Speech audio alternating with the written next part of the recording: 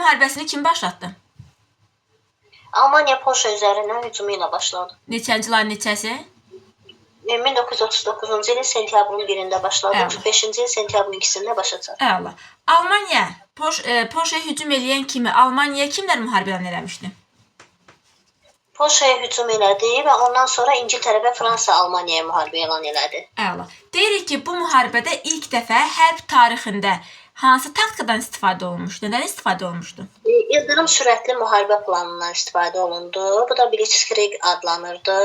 Yəni ki, ildırım sürətlə müharibə etməli idi. Eyni zamanda ilk dəfə idi ki, hava hücumu ilə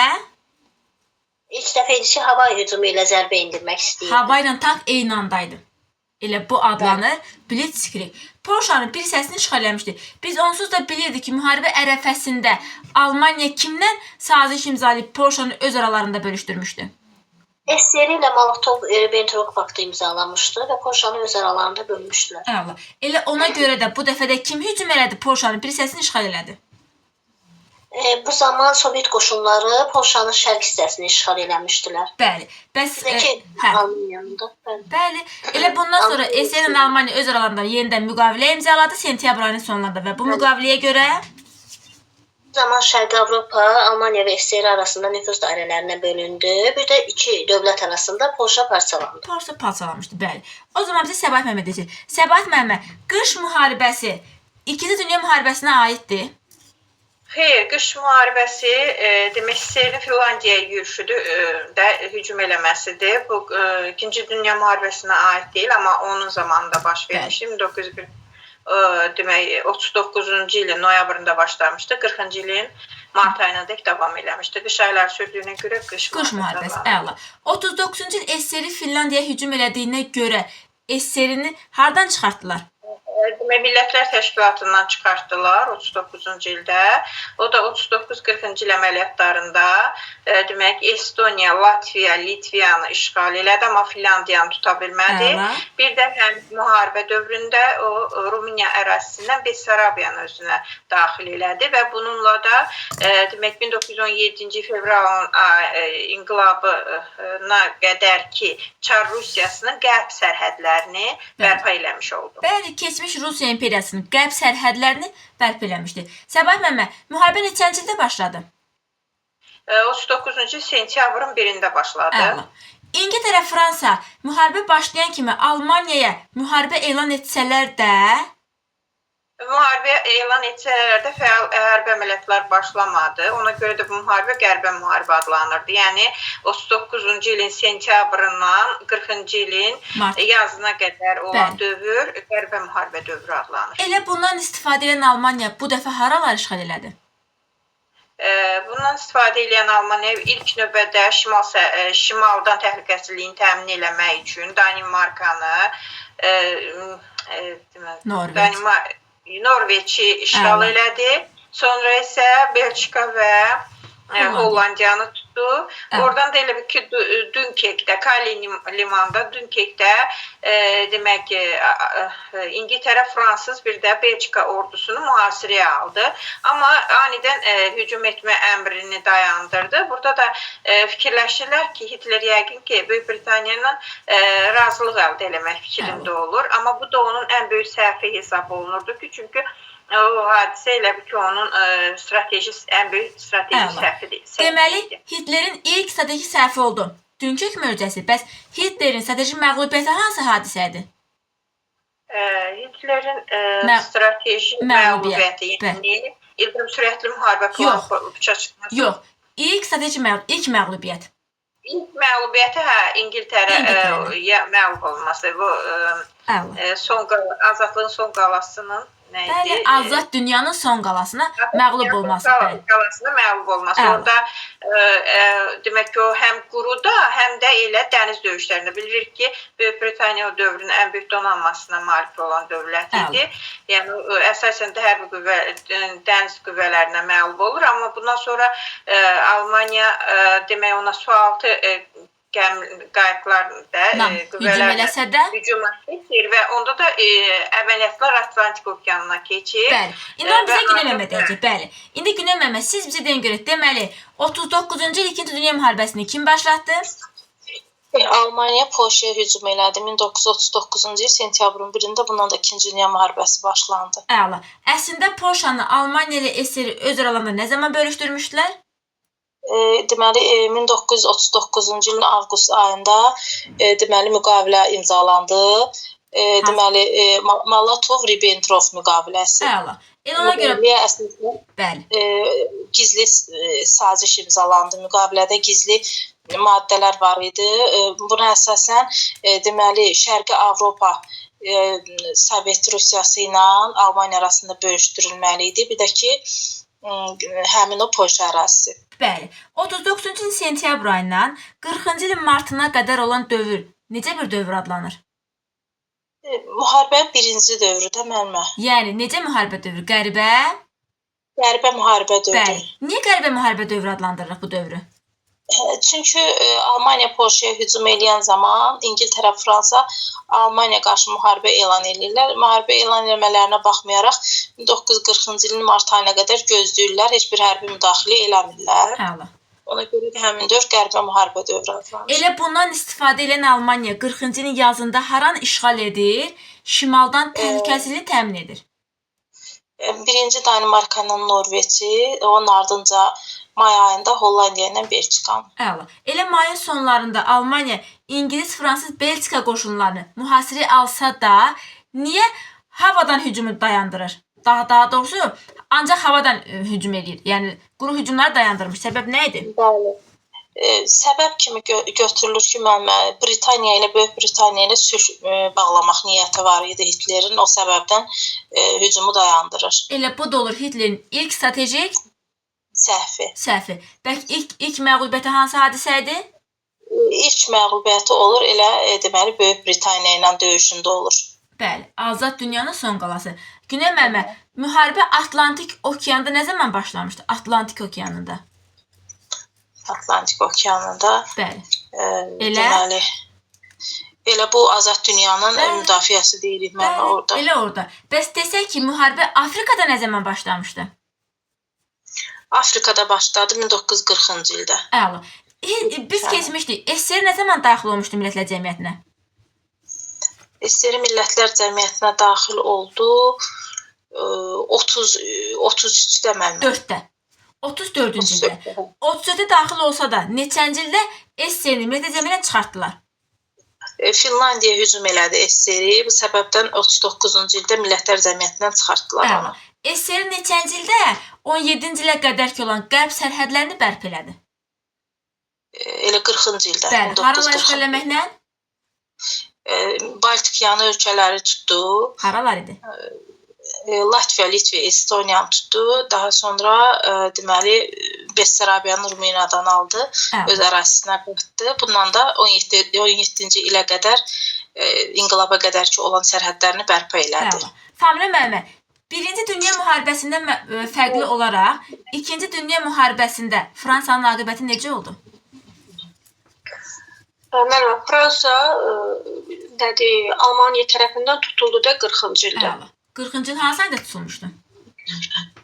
40-cı ilin may ayında onlar hücum eləmişdilər. Bəli, 1940-cı ildə elə həmin ildə də demək hər iki oran tutur, elə həmin ildə də müqavilə imzalanır da Fransa ilə yeni hökumət təşkil edilir. Onunla Almaniya arasında müqavilə imzalanır. O müqaviləyə görə də demək Almaniyanın Fransanın ancaq şimalı qalır onların əhatəsində, cənubunda da faşist hökuməti yaranır. Deməli mayın sonunda hücuma keçir, iyun ayının 22-sində müqaviləsini imzalayır. Deməli Hitler 1940-cı il iyun ayının 22-sində Fransanı işğal elədi. Bəs 1941-ci il iyun ayının 22-sində kim üzərinə hücum eləmişdi? Rusiya üzərinə. Bəli, SSR üzərinə. Deməli deyirik ki, 40-cı ildə artıq Hitler Norveçdən İspaniyaya qədər Qərbi Avropanı işğal eləmişdi. Ancaq hara qalmışdı? Bir dənə qalmışdı İngiltərə qərbdə. İngiltərə qalmışdı. Azad Dünyanın son qalası adlandırılırdı ora. Bəli, Azad Dünyanın son qalası. Amma Hitler İngiltərəni niyə məğlub eləyə bilmədi? Ona görə ki, müəllimə, Hitler çox güclüydü ona baxanda. Belə ki, həm dəniz sahəsində güclüydü, həm də o radarlardan istifadə elədi o. Bəli. O baxımdan onu məğlub eləyə bilmədi. Bəli, elə bu dövrdə deyir ki, Hitler ilk öncə quruya başlasa da, daha sonra sualtı gəmilərlə yürüş eləyir və bəli, onun sualtı gəmilərini demək məhv eləyə. O da ona görə ki, həm müstəmləkələrindən, həm də ABŞ-dan ona kömək gəlirdi də, oralardan asılı idi. O səbəbdən eləmək istəyirdi, amma o da birinci İngiltərənin radarları vasitəsilə məğlubiyyətə uğradı. Almaniyanı məğlub etdilər. Əla. Neçənci ildə müharibə Afrikada başladı? Şimali Afrikada. Şimali Afrikada elə müəllimə müharibə başlayandan sonra da 40-cı illərdə, 40-cı ildə daha doğrusu. 1940-cı ildə Afrikaya hücum edən hansı ölkə idi? İtaliya. Bəli. İtaliyanın Misir üzərinə yürüşünün qarşısını kim almışdı? İtaliyanın müəllimədə İngiltərə. Bəli, elə İngiltərə almışdı. Daha sonra Hitlerin köməyi ilə İtaliya neçənci ildə Liviyaya qoşun yeritdi? 41-ci ildə. Hitler də qoşun göndərir, korpus göndərir. Orada da demək Süveyş kanalını tutmaq istəyirlər, amma o da nəticəsiz qalır. Süveyş kanalını məğlubiyyət olduğunda tuta bilmirlər. Bəli. Afrikada məğlub olsa da İtaliya qisasını harda alır, haranı işğal eləyir? 41-ci ildə. 41-ci ildə mənim o ikisinin birgə hücumu nəticəsində həm Yugoslaviyanı tutdular, həm də 41-də, həm də Yunanistan. Əla. Deməli, Afrikanı tuta bilməsələr də Balkan yarımadasında Yugoslaviya və Yunanistanı işğal eləmişlər. Almaniya və İtaliya qüvvələri. Əla. Deməli, Seyda müəllimə 1940-cı ildə Almaniya haralar işğal elədi 40-cı ildə? Almaniya, İtaliya. Yox, 40-cı ildə Almaniya haralar işğal eləmişdi? Afrikadakı əraziləri. Yox, lap 40-cı il məsəl üçün yazında dedi ki, haran işğal elədi? Fransanı işğal eləyir 40-cı ildə. Bəli, həm Fransanı, həm Danimarkanı, həm Norveçi, həm də Belçikanı. Bəli, Hollandiya, Belçika. 41-ci ildə Almaniya, İtaliya qüvvələri birgə haranı işğal eləmişlər 41-ci ildə? Yunanistanı təslim edirlər. Bəli, bir Yunanistan, bir də Yugoslaviya idi. Seyda müəllimə, neçənci ildə Üçlər Paktı imzalanmışdı? 1940-cı ilin sentyabr ayında. Kimlər iştirak eləmişdi? Almaniya, İtaliya və Yaponiya arasında. Bəli, bu Üçlər Paktı harda imzalanmışdı? Berlində imzalanmışdı. Əla. Biz bir də sizdən Üçlər İttifaqı keçmişik. Yadınızdadsa, o nə zaman yaranmışdı? Birinci Dünya müharibəsi dövründə. Ərəfəsində. Yəni neçənci ildə Üçlər İttifaqı? 1914-cü il idi. Yox. 1879-cu ildə Almaniya, Avstriya, Macarıstan. 82-ci ildə kim qoşulmuşdu bu ittifaqa? İtaliya. Avstriya, Macarıstan. Bəli, İtaliya. Deməli, Üçlər İttifaqı 79-82, Üçlər Paktı 1940-cı ilin sentyabr ayında Berlində imzalanmışdı. Seyda müəllimə, bu müqavilə neçə il qüvvədə qalmalı idi? 10 il müddətində qüvvədə qaldı. Əla. Müqaviləyə görə, yəni pakta görə? Pakta görə Yaponiya Avropada yeni nizamın yaradılmasına, Almaniya və İtaliyanın rəhbərliyini tanıyırdı və hörmətlə qarşıladı. Əla. Almaniya və İtaliya Asiyada yeni nizamın yaradılmasında isə Yaponiyanı rəhbər tuturdu. Əla. Eyni zamanda pakt qüvvəyə mindi və 10 il müddətində qüvvədə qalmalı idi və bu dövlətlər bir-birlərinə qarşı lazım olardısa hərbi yardım etməli idilər, iqtisadi yardım etməli idilər. Əla. Seyda müəllimə, azad dünyanın son qalası hara hesab olunurdu? Böyük Britaniya. Böyük Britaniya. Bəli. O dövrdə Almaniya Böyük Britaniyanı işğal eləyə bilmişdi? İşğal eləyə bilmədi Böyük Britaniya. İşğal eləyə bilməmişdi. Bəli. O zaman bizə Səbahat müəllimə deyəcək. Bağdayı müəllimə, siz Seyda müəllimə, zəmanımıza çıxın təzədən daxil olun, səsiniz çox xırıltılı gəlir. Səbahat müəllimə. Yenə zəifdir. Hə, yəqin ki, səsiniz həm də xırıltılı gəlir. Səbahat müəllimə, bilirik ki, Almaniyanın SSR bir-birinə hücum etməmək haqqında neçənci ildə pakt imzalamışdılar? 1939-cu il avqustun 23-də Molotov-Ribbentrop paktı. Molotov-Ribbentrop paktı ilə. Bəli, yəni müharibə ərəfəsində. Bəs sonra nə baş verdi ki, Almaniya düşündü ki, elə mən SSR-ə də hücum edeyim? Sonra məqsədi nə idi? Britaniyanı işğal eləyə bilməyəndən sonra bütün demək Norveçdən düz İspaniyaya qədər bütün ərazilərin hamısını işğal eləmişdi. Yerdə qalanlar da onun müttəfiqləri idi. Artıq demək Böyük Britaniya məğlub eləyə bilməyəndən sonra fikirləşdi ki, SSR-nin də üzərinə hücuma keçsin, Britaniyanı təkləsin. Eyni zamanda deyirdi ki, Avropada şərqsiz hakim olsun. Həm də Üçlər Paktı var idi də. Üçlər Paktına SSR-ni dəvət eləmişdi, amma SSR də burada tələblər irəli sürmüşdü ki, o tələblərlə o razılaşmadı. Ona görə bu... Həm deyirdi ki, Avropada şərqsiz hakim olun, niyə SSR-ilə bölüşdürürəm? Həm SSR-nin təbii resurslarını ələ keçirdim. Eyni zamanda nəyi ləğv eləmək istəyirdi? Kommunizmi. Hədə kommunizmi ləğv eləmək. Kommunizmi ləğv. Yaponiya ilə onlar arasında anti-Komintern paktı da imzalamışdı 39-cu ildə. Neçənci ildə? Sonra da həmin paktda 39-cu ildə. Yox, 36. 36-cı ildə anti-Kominternə imzalanmışdı. Sonra da həmin anti-Komintern paktına İtaliya, Macaristan və Rumıniya da daxil olmuşdu. Rumıniya yox, İtaliya, İspaniya, Macaristan. İtaliya, İspaniya, Macaristan. Siz dediyiniz Üçlər Paktına daha sonra kimlər qoşulmuşdu? Üçlər Paktına indi dedikləri Macaristan, Bolqaristan və Rumıniya. Əla. 41-ci il iyun ayının 22-sində hücuma başladı. Hədəf 41-ci ilin sonuna qədər hara getmək idi?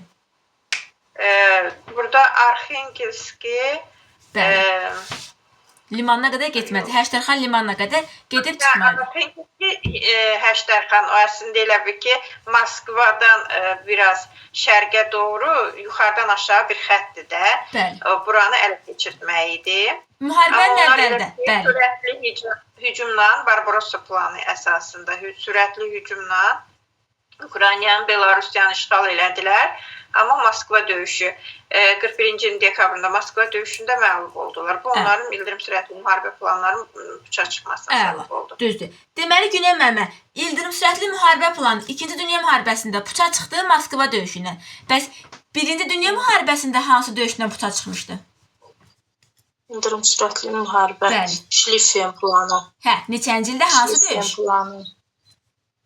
İkisi də bu hərfi ilə başlayır. Deməli, Rusiya ilə döyüşü idi. Mənim Rusiya ilə döyüşü idi. Biz siz nə deyirəm? Yadınıza çəkər. 1914-cü ildə keçmişdi Marna döyüşü. Bəli, Marna döyüşü. Bəli, Marna döyüşü. 14-cü il Marna, 41-də yeri dəyişir, 41. Moskva döyüşü, hər ikisində Almaniya məğlub oldu. Bəli. İldırım sürətli müharibə planı puça çıxmışdı. Əla. Bəli. İndi siz bilin ki, deməli neçənci ildə imzalandı Üçlər Paktı? Üçlər Paktı imzalandı 1940-cı ildə. Harda imzalanmışdı? Berlində. Berlində. 40-cı sentyabr ayında. İlk öncə kimlər imzalamış bu paktı? İkinci pakta qoşuldu Almaniya, İtaliya, Yaponiya, daha sonradan Macaristan, Rumıniya, Bolqaristan qoşuldu. Onun ardınca başqa dövlətlər də qoşuldu. SSR qoşulmuşdu bu pakta? SSR bəzi şərtlərlə razılaşmadığına görə deməli qəbul olunmadı həmin. Bəli, SSR-nin şərtlərini qəbul eləmədilər də SSR bu pakta qoşulmadı. 41-ci il iyun ayının 22-sində Almaniya SSR-yə hücum elədi. Müharibənin ilk 3 ayında SSR hazır deyildi deyə Almaniya haraları işğal elədi? Ukraynanı, Belarusiyanı işğal elədi. Onun ardınca Leningradı tutdu. Mühasirəyə aldı. Daha doğrusu Leningradı mühasirəyə aldı və Moskvaya yaxınlaşdı. 41-ci ilin dekabrında Moskva döyüşündə SSR məğlub elədi. SSR qoşunlarına məğlub oldu. Məğlub olmasının səbəbi nə idi Almaniyanın? Deməli, məğlub olma səbəbi xalqın güclü müqaviməti idi. Ordunun deməli qış vaxtı idi. Qışın yaxınlaşmasının ordunun təchizatı çətinləşir. Ona görə də Almaniya məğlub oldu. İldırım sürətli müharibə planı puça çıxmışdı. Güney müəllimə, bilirik ki, müharibə dövründə ABŞ hələ ki bir tərəf idi. Yəni hələ 41-ci ilə qədər ABŞ bir tərəf idi. Bir tərəf olsa da neçənci ildə öz təhlükəsizliyi üçün vacib bilinən dövlətlərə yardım etmək haqqında bir pakt imzalamışdı. 1941-ci ilin martında Lend-Liz qanunu qəbul elədi. Öz təhlükəsini təmin etmək üçün bəzi dövlətlərə borc kredit qanunu idi. Bu köməklik eləmək. Hansı dövlətlər? Lend-Liz qanunu Britaniya birinci şamil olundu. Onun ardınca SSR-yə. Əla. Birinci İngiltərə, Elə. sonra SSR-yə. Əla. Deməli Familə müəllimə, 41-ci il hadisələri çoxdur. Keçən il update-lərə düşmüşdü. 41-ci il iyun ayının 22-sində Demək Almaniya Rusiya ərazisinə hücum elədi. Hə. Barbarossa planı. bəli, 41-ci il dekabr ayında 41-ci ilin dekabr ayında artıq müəllimədi bir çox əraziləri yox, ondan əvvəl müəllimə şey tutur. Ukraynadır, Belarusiyadır, oraları tutur. bəli. Sonra Moskvaya yaxınlaşır. Hə. Orada da Moskva döyüşü olur. Sonra 41-in dekabrında siz sual verdiyiniz yerdə. Bəli, 41 dekabrda Moskva döyüşü. Sovet qoşunları əks tutuma keçərək onların planını, İldırım planını boşa keçirir. Əla. Bəs Lend-Liz qanunu? Lend-Liz qanununda 41-in martında olubdu. ABŞ bir tərəf olsa da demək öz təhlükəsizliyini təmin etmək üçün əvvəlcə İngiltərəyə yardım etməyə başladı. Sonra isə Siriya. Əla. Bəs 41-ci il avqust ayında? Onda da Atlantika xartiyası oldu. Baş nazirlə, İngiltərənin baş naziri ilə ABŞ-ın prezidenti arasında xartiya imzalandı Roosevelt arasında. O da ona görə Atlantika xartiyası adlanır ki, Atlantik okeanında hərbi gəmidə imzalandığı üçün elə adlanır. Məqsəd də o idi ki, müharibəni davam elətdirməkdir, bir də qələbəni təmin etməkdir. Əla.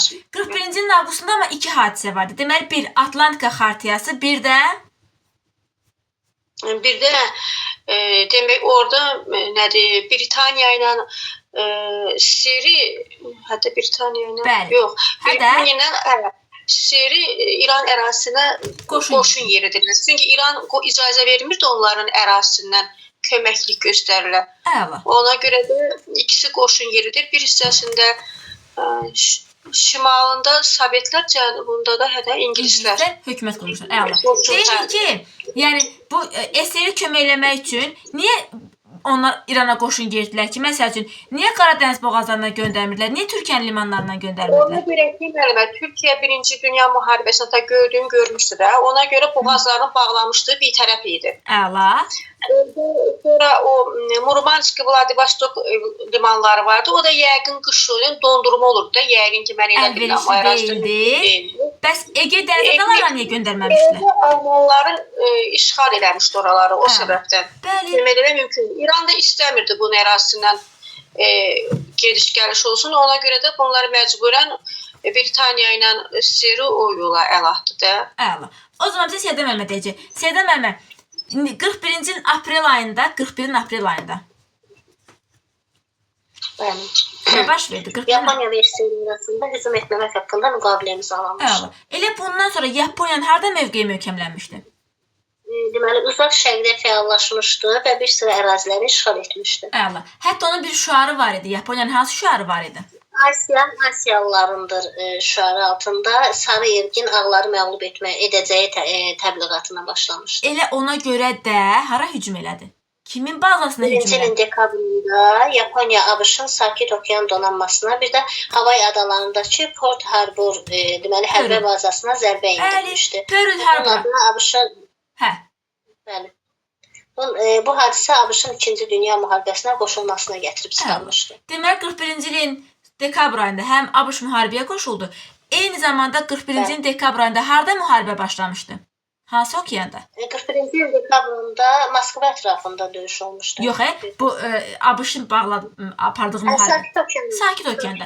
Deməli Atlantik Okeanda müharibə başladı 40-cı ildə. Sakit Okeanda başladı 1-ci ilin dekabrında. Əla. 41-ci ilin dekabr ayında. Neçənci ildə Atlantika xartiyası imzalandı? 41-ci ilin avqust ayında. Əla. Atlantika xartiyasının bəzi prinsipləri var. Nə prinsipləri var idi? Deməli, burada müharibəni davam etdirmək, bir də qələbəni təmin etmək istəyirdilər. Məqsəd o idi. Faşist blokuna qarşı müharibənin məqsədi isə gələcəkdə sülhün prinsiplərini qoruyub saxlamaq idi. Bir də ki, 3 prinsipi var idi ki, başqa əraziləri işğal etmək niyyətində olmurdular. Sonra təcavüzkarlar tərk silah edilirdi. Bir də bütün dövlətlərin hərbi qüvvələrindən istifadə etməkdən imtina etmişdilər. Xalqlar öz müqəddəratını təyin etmək hüququna nail oldu. Əla. Xalqlara öz müqəddəratını təyin etmək hüququnun olması biz bir dəfə də keçmişik. Nəyin yaradılmasında əsas idi? Deyirdilər ki, xalqlara öz müqəddəratını təyin etmək hüququnu verir. Millətlər cəmiyyəti. Millətlər cəmiyyəti. Bəli, Millətlər cəmiyyəti. Əla. Deməli, Atlantika Xartiyası imzalandı 41-ci ilin avqust ayında. 26 dövlət neçəncidə qərar verdi ki, biz Atlantika Xartiyasına qoşulaq? 41-ci ilin avqustunda Yox. qərar vermişdir. Eyni zamanda BMT-nin yaradılmasında ilk addım. BMT-nin yaradılması 45-ci il idi. Yox. O iş qaydaları. 26 dövlət deməli 42-ci ilin yanvarında ABŞ, SSR, Böyük Britaniya olmaqla 26 dövlət Atlantika Xartiyasına qoşulma haqqında Birləşmiş Millətlərin bəyannaməsini imzalamışlar. Bu da BMT-nin yaranmasında ilk addım idi. İlk addım olmuşdu. Bir də ki, anti-Hitler koalisiyası yaranmışdı. Əla. Deməli, Səbahat müəllimə, anti-Hitler koalisiyası nə zaman yarandı? Anti-Hitler koalisiyası 1942-ci ilin yanvar ayında o 26 dövlət Atlantika Xartiyasına daxil olur, orada yaradılır. Əla. Anti-Hitler koalisiyasının, daha doğrusu faşistlərin üstünlüyünün zirvə nöqtəsi, yəni faşist üstünlüyü zirvə neçəncili idi? Bu elə ki, yəni Almaniyanın, bəli, 42-ci yazında. Neçənci ildə Almaniya Şimali Qafqazda bəzi ərazilər işğal eləmişdi? Şimali Qafqazda bəzi ərazilər 42-ci ildə. 42-ci ilin sonunda, yəni o Stalingrad döyüşlərində də gəlib onlar, indiki Volqograd şəhəridir də. Bəli. Stalingrad şəhərinə gəlirlər, onu mühasirəyə alırlar və Stalingrad döyüşləri də 42-ci ilin sonu, 43-cü ilin əvvəllərində davam edir. Ümumiyyətcə 42-ci ildə bu Almaniyanın Qafqaz istiqamətində bu Volqa çayına doğru yürüyüş eləməkdə məqsədi nə idi? Nə ilə keçirmək istəyirdi?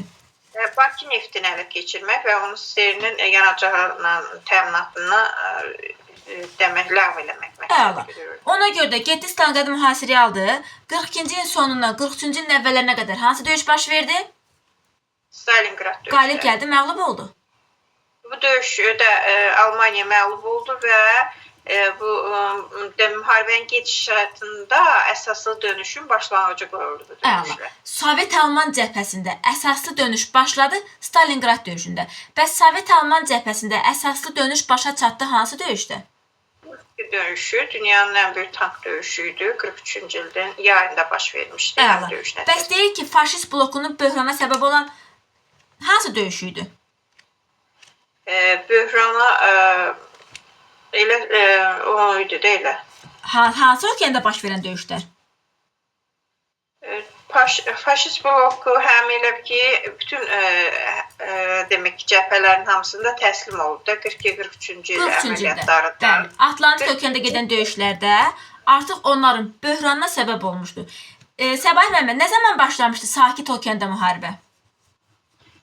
Sakit Okeanda müharibələr 41 dekabrın 7-sində başlayıb. Birinci Pearl Harbor limanında olan döyüşdü. ABŞ-la Yaponiya arasında demək. Sonra da onlar istəyirlər ki, Mərcan adalarını ələ keçirsələr. Əslində, yəni Mərcan adalarındakı döyüşün məqsədi Avstraliya materini ələ keçirməkdir də. Oradakı döyüşdə məğlubiyyətlə Avstraliyanın ələ keçirilməsinin qarşısını almışdı. Bəs hansı döyüşdə deyirik ki, Yaponiyanın Sakit Okeanda hücumların qarşısı alındı? Artıq Yaponiya burada fəaliyyətlərə başlamadı. Demək, Mudey döyüşü. Mudey döyüşü Sakit Okeanda demək dönüş deməkdir də. Bəli. Sakit Okeanda dönüş baş verdi Mudey döyüşündə. Sovet-Alman cəbhəsində əsası dönüş başa çatdı. Kurski döyüşündə demək, Afrika döyüşlərdə nədir? Cənub cəbhəsində də, Şimali Afrikada da hansı döyüş olmuş? Bəli. Neçənci olmuşdu Əl-Alameyn döyüşü? O da 1942-ci ilin payızında baş Əla. verdi. Bu döyüşdə ingilislər kimləri məğlub elədi? Ərəmən döyüşündə Alman-İtalyan Əla. qoşunlarında. Elə neçənci ildə İngiltərə Şimali Afrikada Alman-İtalyan qoşunlarını təslim elədi? Yəni məğlub elədi, təslim oldu onlardan. Şimali Afrikada demək elə həmin döyüşdü də 1942-ci ilin payızında. Yox, döyüşdə. Yox, təslim olmalar. Orada məğlub eləmişdi. Bəs neçənci ildə təslim oldular Afrikada? 43-cü ildə. Əla, 43-cü ildə. Bəs ümumiyyətcə mühasirəyə alır onları. bəli. Bəs ümumiyyətcə İtaliya nə zaman təslim olmuşdu? İtaliya harda məğlub oldu, sonra təslim oldu, müharibədən də çıxdı. İtaliyanın təslim olması 43-cü il əməliyyatları nəticəsində. Harda təslim olmuş İtaliya? Harda təslim oldu? Hansı Siciliya adada? adasında Əla, çıxardı. Siciliya adası. İngiltərə, ABŞ və antifaşist bloku da İtaliya təslim olur və Mussolini devrilir. Bunun nəticəsində də orada faşist rejimi süqut eləmiş Bəli, olur. İtaliya təslim olmuşdu. Deməli, Günel müəllimə, 1942-ci ilin sonundan 43-cü ilin əvvəlinə qədər hansı döyüş baş verdi? 42-ci ilin sonu, 42-ci ilin əvvəlinə qədər mən deməli bütün cəbhələrdə faşist blokuna qarşı döyüşlər baş verdi məndə. Eyni zamanda bax, bu Almaniyanın bir məqsədi vardı ki, Bakını ələ keçirmək, Bakı-Neft ələ keçirmək. O uğurda hansı döyüş olmuşdu? 42-nin sonu, 43-ün əvvəli. Stalingrad döyüşü.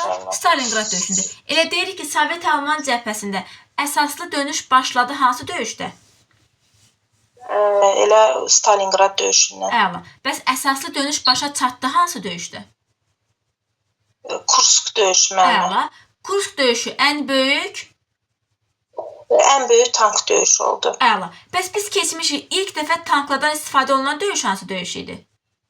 Birinci Dünya müharibəsi Somma döyüşü. Əla. Somma döyüşündə idi. Deyirik ki, 42-ci ildə SSR istəyirdi ki, ikinci cəbhə açılsın, ikinci cəbhə açılsın. Amma 42-ci ildə SSR-nin sözünə baxıb, ABŞ-dan İngiltərə ikinci cəbhəni açdı. Yox, ikinci cəbhə açılmadı. Hələ gözləmə mövqeyində idi ABŞ-la İngiltərə.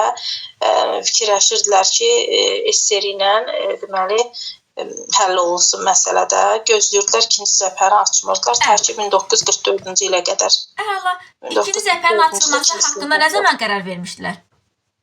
Necə müəllimə? İkinci cəbhənin açılması haqqında nə zaman qərar verdilər ki, hə, artıq ikinci cəbhəni açıq? Hansı konfransda? 1944. Necə müəllimə? Hansı konfransda? 1943-cü ildə Tehran konfransı keçirildi. Müəllimə, Tehran konfransında SSR idi, ABŞ idi, bir də İngiltərə nümayəndələri idi. SSR dövlət başçısı deməli Stalin idi, ABŞ prezidenti Roosevelt idi, İngiltərənin baş naziri də Churchill idi. Konfransda ikinci cəbhənin açılması barədə qərar alındı. Əla. Və neçənci ildə artıq ikinci cəbhə açıldı? 44-cü ildə. Əla. Fransanın şimalında, yəni Normandiyada ikinci cəbhəni açdılar. Bəs neçənci ildə bütün Fransanı faşistlərdən azad eləmişdilər? Fransa mənim 42-ci ildə. Yox. Fransanı, hə mənim. Deməli 44-cü ilin sonunda. 44-cü sonunda. Yayında ikinci cəbhəni açdılar. 44-cü sonunda həm Fransa azad olundu, həm də deməli Fransa ilə bərabər kimlər tamamilə ölkəsini azad elədi Almanlardan? SSR. SSR həmin. SSR də artıq Sovet Alman cəbhəsində üstünlüyü alır əlinə, bütün ölkəsini Almanlardan tamamilə təmizləmişdi. 44-cü ilin sonunda. Bəli. Bəs neçənci ildə müttəfiqlər, yəni bu anti-Hitler koalisiyası Almaniyaya daxil olmuşdu? Almaniya daxil oldular. 44-cü il idi mənim. Yox, 45-ci ilin hansı ayında? Fevral ayında. Əla. Deməli, tamamilə 45-ci ilin fevral ayında iki hadisə oldu. Bir, müttəfiqlər Almaniyaya daxil oldu. Bir də Hə, 45-ci il mənim fevralını dediniz. Demək müəllimə, bir Almaniyaya daxil oldular, bir də hansı konfrans? Hə, Yalta konfransı. Eyni zamanda, bəli. Eyni zamanda 45-ci ilin fevral ayında kim müharibəyə qoşuldu? Hansı ölkə? Türkiyə. Türkiyə 45 ilə qədər bir tərəf idi. Sonra nə düşündü ki, müharibəyə qoşuldu? Niyə qərarını dəyişdi? Türkiyə müəllimə ona görə ki, bu şeydən geri qalmamaq üçün, BMT-yə qoşulmaq üçün. Əla. BMT-yə qoşulmaq üçün 45-ci fevral ayında Türkiyə kimlərə müharibə eləmişdi? Türkiyə, Almaniya, Yaponiya da bunlara. Bir Almaniya, bir də Yaponiya müharibə eləmişdi. Neçənci ildə Əl-Əlameyn döyüşü baş verdi? Əl-Əlameyn döyüşü müəllimə baş vermişdi 42-ci ildə. Əla. Kim qalib gəldi? Əla. Kim qalib gəldi? Orada müttəfiqlər qalib gəldi. Almanlarla İtalyanlar məğlub olmuşdu. İngiltərə qalib gəldi. Alman, İtalyan qüvvələri məğlub olmuşdu. Alman o müttəfiqlər deyəndə ABŞ-ın qoşunları ilə İngiltərəni demək istəyir. Düzdür. Alman, İtaliya qoşunları neçənci ildə Şimali Afrikada məğlub oldu və təslim oldu?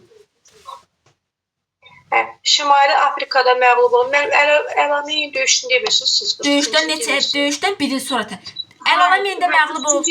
Bəli, 43-cü ildə. Bəs İtaliya neçənci ildə? Bəli, Siciliya adasında təslim oldu və müharibədən də çıxdı İtaliya. İtaliya elə mənim 43-də çıxdı da müharibədən. Elə 43-də çıxmışdı müharibədən. Sovet-Alman cəbhəsində, səsim yox, Sovet-Alman cəbhəsində əsaslı dönüş başladı hansı döyüşdə?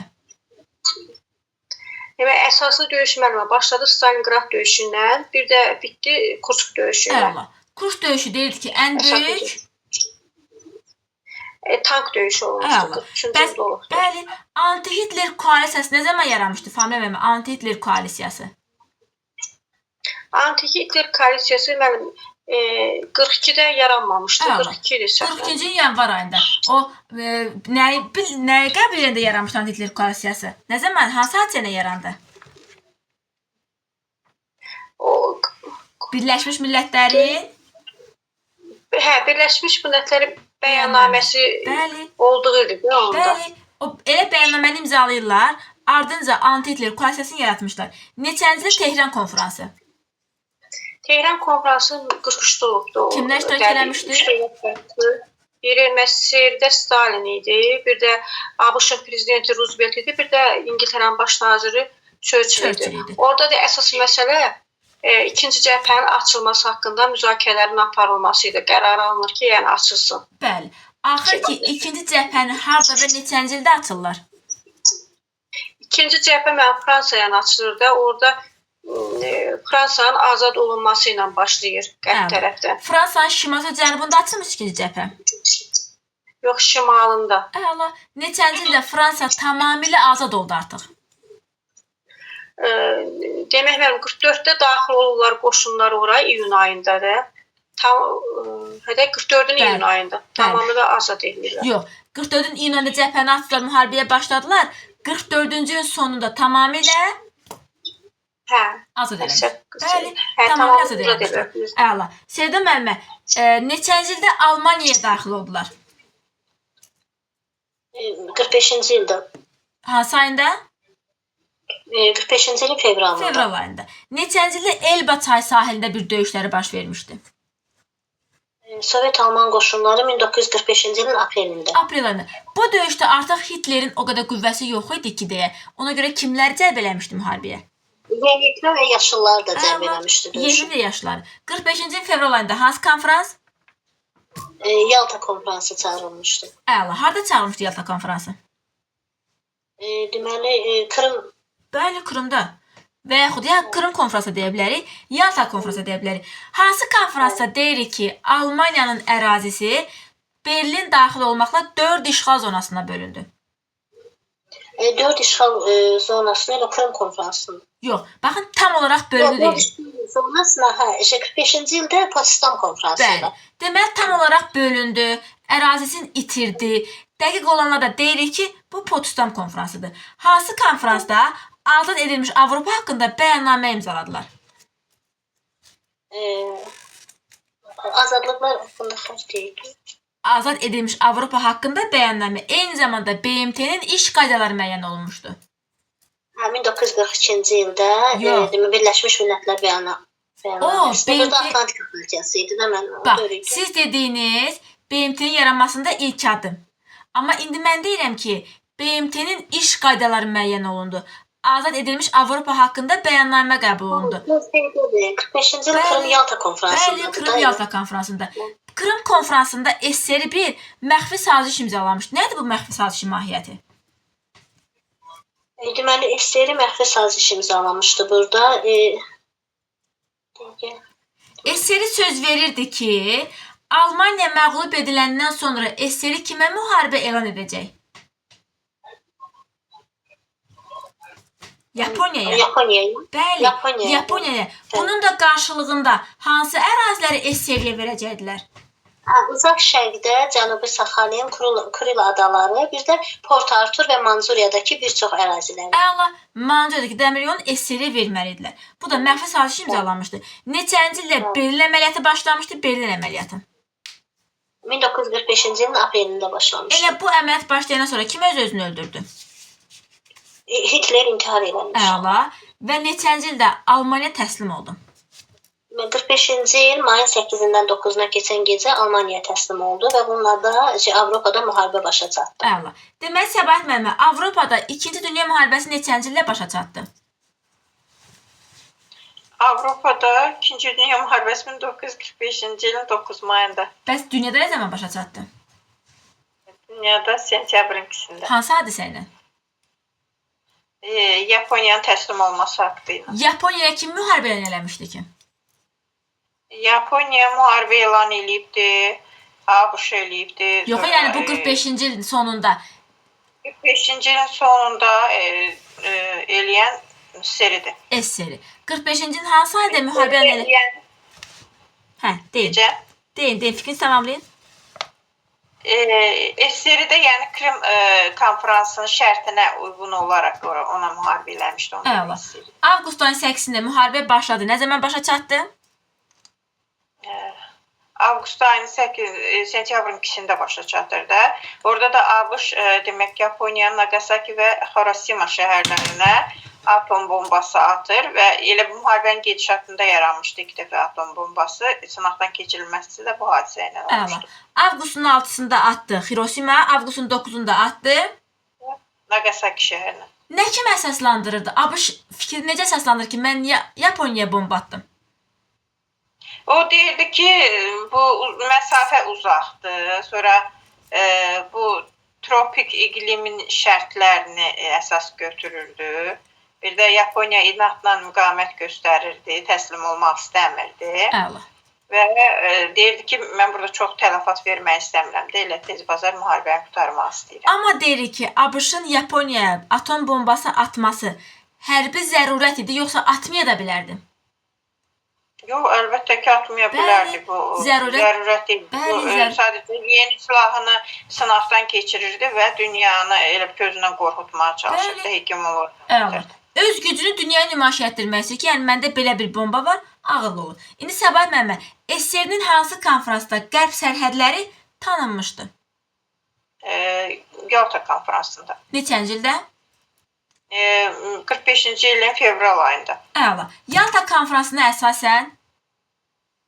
Yalta konfransında elə ki, hələ ki müharibə tam başa çatmamışdı da. Bunlar artıq hücum əməliyyatlarını sonlandırmaq üçün əsas danışıqlar gedirdi də. Burada deyilirdi ki, Almaniyanın danışıqsız təslim eləsinlər. Ondan sonra sərhədlər tanınma məsələsi var idi. Yəni, bəli. Sonra Almaniya ilə müharibə bitəndən sonra SSR Yaponiyaya müharibə elan eləməli idi. Bax, bu yaxşı şərtlər dediyimiz biri. Bəli. Amma SSR də bunun qarşısında şərt irəli sürmüşdü ki, uzaq şərqdə Saxalin adaları, Kuril adaları, onları istəyirdi. Sonra dəmir yolları var idi, Port Artur və Manzuriyada onları istəyirdi və bu barədə elə bunlar amma gizli sazişə daxil edilmişdi. Bu bir məxfi saziş idi.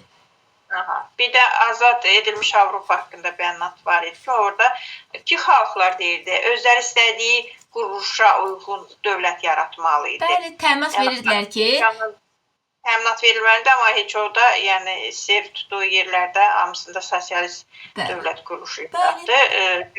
Müttəfiqlərin ikinci cəbhəni açan müttəfiqlər isə kapitalizm dövlət quruluşları yaratdı. Yəni qərbdə kapitalizm, şərqdə sosializm idi. Səbahat müəllimə, hə. BMT nizamnaməsi də orada müəyyən Bəli, olmuşdu. BMT-nin iş qaydaları qəbul olmuşdu. Deməli, Güney müəllimə, BMT-nin yaranmasında ilk addım hansı addım oldu? BMT-nin yaranmasında ilk addım 1942-ci ildə o qəbul olmuşdu. Birləşmiş Millətlər Bəyannaməsi. Bəyannaməsi. Əla. Bəs BMT-nin iş qaydaları hansı konfransda müəyyən olundu? BMT-nin iş qaydaları artıq sonuncu Potsdam konfransında. Yox, BMT-nin iş qaydaları. Bu konfransda həm də azad edilmiş Avropa haqqında bəyannamə qəbul olunmuşdu. Hə, ikinci konfransda, Krım konfransında. Krım konfransı neçəncə çağırılmışdı? 45-ci ildə. 45-ci il fevral ayında eyni zamanda Yaponiya və Almaniya müharibə edən dövlət hansı dövlət idi? 45-ci ilin fevral ayında məndən. Bəli. Kim müharibə edən həm Yaponiya, həm Almaniyaya? Bir dəqiqə mənə. 45-ə qədər bir tərəf idi. Sonra BMT-yə qoşuldu. Yox, müəllimə, Türkiyə bir tərəfliyini qorumuşdu. Daha sonra BMT-yə üzv qoşulmaq üçün Yaponiya ilə deməli Almaniya elan elədi. Əla. Neçənci ildə Avropada 2-ci Dünya müharibəsi başa çatdı? Avropada müharibənin başa çatması 1945-ci ilin mayında. Əla. Mayın 9-unda. Düzdür. Müharibə başa çatandan sonra 45-ci yayında hansı konfrans çağırıldı? Potsdam konfransı çağırıldı. 3-cü konfrans idi. Deməli, konfransda dünyanın müharibədən sonraki taleyi ilə bağlı məsələlər həll olunurdu. Əla. Bu konfransda Almaniya, Berlin daxil olmaqla neçə işğal rejiminə bölünürdü? 4 işğal zonasına bölünürdü. SSR, ABŞ, Böyük Britaniya və Fransa arasında. Əla. Eyni zamanda faşistləri cəzalandırmaq üçün nə yaratmışdılar? Xalq tribunası yaradıldı. Beynəlxalq hərbi tribunal idi. Almaniya təzminat ödəməli idi, amma təzminatın çoxu kimə verilməli idi? Təzminatın yarısı verilməli idi SSR-yə. Əla. Eyni zamanda Almaniya ərazisinin 1/4-ni də itirdi. Əla. Deməli 45-ci ildəki Potsdam konfransı harda çağırılmışdı? Potsdam konfransı çağırılmışdı Berlin yaxınlığında. Bəli. Deməli, həm Potsdamı, həm Üçlər Paktın, həm oradan Münhen konfransın hamısını oxşar götürə bilərikmi ki, hamısı Almaniyada çağırılmışdı? Bəli, hamısı Almaniyada çağırılmışdı. O zaman Familya müəllimə bizə deyəcək. Familya müəllimə neçənci ildə Berlin əməliyyatı başlamışdı? Berlin əməliyyatı. Bəli, Berlin əməliyyatı 1945-ci ildə başlamışdı. Hansı ayında? May ayındaydı deyə müəllimə. Yox, aprel ayında əməliyyat başlayır. May ayında kim təslim olur? May ayında Almaniya. Əla. Almaniya təslim olur. Ardınca 45-ci yayında hansı konfrans çağırırlar? 45-ci ilin yayında Berlin belə təslim olandan sonra Potsdam konfransı çağırılır. Əla. Amma Potsdam konfransında iştirak edənlərin bəzisi artıq dəyişmişdi. Əvvəlkidən fərqli idi. O Potsdam konfransında müəllimə o Britaniyanın baş naziri dəyişmişdi, Etli idi. Bir də ABŞ-ın prezidenti dəyişmişdi də Truman idi. Yoxsa vitse-prezidenti hələ? Hə, vitse-prezident idi. Hə, vitse-prezident Harry Truman idi. Potsdam konfransında nələr qeydə alınmışdı? Nələr müzakirə olunmuşdu?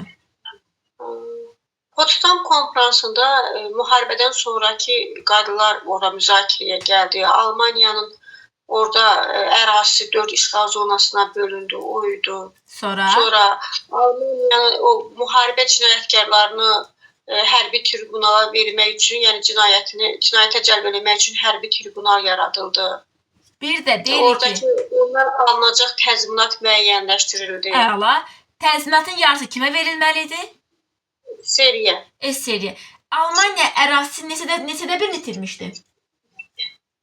Almaniya ərazisi 1/4 hissəsini itirmişdi. 1/4 itirmişdi. Hansı konfransda SSR söz verdi ki, Almaniya təslim olduqdan sonra Yaponiya müharibə edəcək? Krım konfransı. Əla. Nə zaman sözünə sadiq qalır SSR Yaponiyaya müharibə elan edir? Yaponiyaya mənim avqustda Əla. müharibə Avqust ayı elan 8-də edir. müharibə elan eləyir. Neçənci hansı ayda Yaponiya təslim olur və 2-ci Dünya müharibəsi başa çatır? 45-ci sentyabr ayının 2-də təslim olur. Dünyada da 2-ci Dünya müharibəsi başa çatmış olur. Əla. ABŞ o dövrdə öz gücünü göstərmək üçün, eyni zamanda Yaponiyanı təslim olmağa məcbur eləmək üçün hansı haqsız bir yola əl atmışdı? O mənim avqust ayında, demək avqustun 6-sında, bir də avqustun 9-unda Hiroşima ilə Nagasaki şəhərləri var ki, ora atom bombası atıb. Bu da dünyada ən böyük cinayətlərdən biri hesab olunur. Əla. O zaman bizə Sevda müəllimə deyəcək. Sevda müəllimə, müharibə dövründə müharibə iqtisadiyyatını quran ilk ölkə hansı ölkə idi? Müharibə iqtisadi Yaponiya. Yox. Müharibə həm də o ölkə deyirik ki, dənizlərdə üstün bir ölkə idi. Hegemon bir ölkə dəniz ağalığı onun əlində idi hələ ki. İngiltərə. Müharibə iqtisadiyyatını quran ilk ölkə İngiltərədir. Bəs bu dövrdə yenə də hansı ölkə idi ki, həm hərbi, həm silah, həm də bu satmaqda birinci yerdə idi? Silah sursat içində yenə də birinci yerdə idi. ABŞ. ABŞ idi. Bəs öz hərbi hissəsini Urala və Sibirə köçürən kim idi? Rusiya. Bəli, o da SSR-dir. SSR ön cəbhədə vuruşmaq üçün kimləri göndərirdi ön cəbhəyə? Artıq qüvvəsi olmadığı üçün deməli yeniyetmələrdən bir də yaşlılardan Hələ müharibənin əvvəlində belə. O özü Almaniyada, SSR dedi, Almaniyada. SSR müharibədə kimləri ön cəbhəyə çəkirdi? Məhbusları. SSR məhbusları ön cəbhəyə çəkirdi. İlk dəfə tank vuran raketlər, kompüter sistemi hansı ölkədə yaranmışdı? Tank vuran raketlər SSR-də? Yox. ABŞ-da. Tank vuran raketlər, daha sonra kompüter sistemi ABŞ-da yaranmışdı. Bəs bu dövrdə Almaniya hansı sahələrdə öndə idi? Almaniya. Maqnetik metallar, təyyarələr, raketlər. Amma çox deyildi deyə Almaniya məcbur qaldı, məğlub oldu. Bilirik ki, İngiltərədə radar var idi. Amma Almaniyada var idi radar sistemi, yoxsa yox idi Almaniyada? Almaniyada yox idi. Yox, var idi. Almaniyada radar var idi. İlk öncə İngiltərədə, ardınca Almaniyada idi. Neçənci ildə Yaponiya təslim oldu, 2-ci Dünya müharibəsi başa çatdı. 1945-ci ildə Yaponiya təslim oldu. Hansı ayında? May ayında. Yox, mayında Almaniya təslim oldu. 45-ci il avqustun 8-də Yaponiya kim müharibə eləmişdi? Sentyabrın 2-də Yaponiya avqustun 8-i qoşulur, sentyabrın 2-də isə Yaponiya təslim olur və bununla da 2-ci Dünya müharibəsi başa çatır. Əla. Deməli SSR avqustun 8-də Yaponiyaya müharibə elan edir, sentyabr ayının 2-də Yaponiya təslim olur, Dünya müharibəsi də bəli başa çatır. Avropada başa çatır may ayında, dünyada başa çatır sentyabr ayında. Bəs Sevda müəllimə, bəli, deyirik ki, hansı konfransda SSR söz vermişdi ki, mən Almaniya təslim olduqdan sonra SSR-yə, daha doğrusu Yaponiyaya müharibə edəcəm. Bu Krım konfransında. Əla. Hansı konfransda Almaniya ərazisinin 1/4-ni itirmişdi? Potsdam konfransında. Əla, Potsdam konfransında. Səbahat müəllimə, deyirik ki, müharibə dövründə müharibə iqtisadiyyatını quran ilk ölkə hansı ölkə oldu? Müharibə dövründə İngiltərə ilk dəfə müharibə iqtisadiyyatı qurdu. Əla. Bəs tank vuran raketlər, kompüter sistemi kimdədir? ABŞ-daydı. ABŞ-daydı. Bəs Almaniya hansı sahələr üzrə öndə idi? Almaniya maqnetik metallar, bir də reaktiv təyyarə, bir də raketlər üzrə, bir də onlarda da var idi də radar sistemi. Bəs Amma o qədər çox deyil idi, ona görə də qalib gələ bilmədi. Bəli, həm geç başlamışdı, həm də sayı az idi deyə Almaniya qalib gələ bilmədi. Səbahat müəllimə, müharibə dövründə bir ABŞ, bir də SSR. İkisi də oxşar olaraq deportasiya həyata keçirmişlər. ABŞ kimə qarşı keçirmişdi? ABŞ Yapon əsilli vətəndaşlarına qarşı keçirmişdi. Neçənci ildə? SSR-də isə türk dilli xalqlara yönəlmişdi bu Tək əsasən. türk Onlar dilli idi esirdə. Necə? Esirdə tək türk. Yox, tək türk dilli deyil idi, amma türk dillilər çoxluq təşkil edirdilər də. Bəli. Bax, Qaraçaylar var idi, Çeçenlər var idi, İnguşlar var idi. Sonra Balkar türklər var idi, Kalmıklar, Tatarlar, Axasıq türklər var idi. Eyni zamanda deyə bilərikmi ki, o Baltik ölkələrini işğal eləmişdi. Litvalılar, Latviyalılar, Estoniyalılar. Onları da hamısı işğal eləmişdi. Demək, Hitlerlə əlaqə qurmaqda günahlandırırdı. Orada Turançılıq ideyası vardı. Məhəmməd Əmin Rəsulzadəyə də o vaxt müraciət edib Hitler ki, orada bir Turan dövləti yaradın. O əsas edib ki, onu əsas götürüb bu türk xalqlarını sürgün elətdirmişdi. Əla. Haralara sürgün edirdi esir bunları? Əsasən Mərkəzi Asiya, Qazaxstana, Sibirə. Bəli. Almaniya biz bilirik ki, bu Hitler hökumət dövründə də, elə bu dünya müharibəsi dövründə də oxşar olaraq kimlərə qarşı soyqırım həyata keçirmişdi? Almaniya yəhudilərə qarşı Əla. o soyqırım aktı, Holokost. Holokost nə demək Holokost? Holokost sözü Yunanca mənası, Yunancadan tərcümədə qurbanı yandıraraq öldürmək deməkdir. 6 milyon insana yaxın yəhudini öldürmüşdü. Deməli Almaniya həm 38-ci ildə, həm də dünya müharibəsi dövründə yəhudilərə qarşı soyqırım həyata keçirmişdi. Həm o dövrdə, həm də bu dövrdə. Bəli, Güney müəllimə dedi ki, 42-ci ildə ABŞ kimləri deportasiya eləmişdi? 42-ci ABŞ mənə Yapon əsilli vətəndaşları sürgün elədi, deportasiya elədi daha doğrusu. Əla. Deməli 42-də ABŞ başladı. Bəs 43-cü ildə ilk öncə SSR kimləri, daha sonra neçənci ildə kimləri sürgün eləmişdi? 43-cü ildə Qafqazdan Qaraçayları sürgün elədi. Bəli. 44-cü ildə Balkan türklərini, Kalmıkları, İnguşları, Çeçenləri, Krım tatarlarını, Axsıqa türklərini sürgün elədi.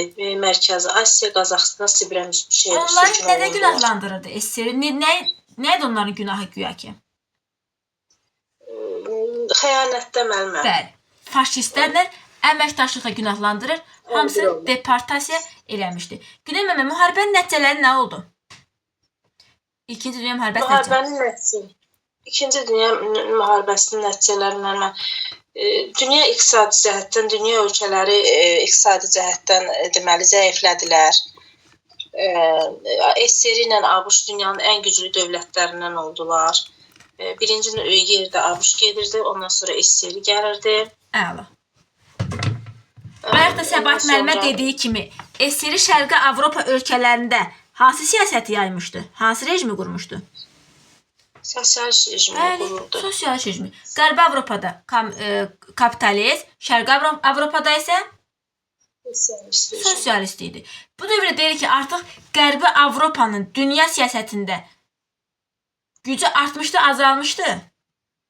Rolu zəifləmişdi. Qərbi Avropanın zəifləmişdi. Artıq gücü zəifləmişdi. Əla. BMT nə zaman yaranmışdı? BMT-nin iş qaydaları nə zaman müəyyən olmuşdu? İş qaydaları.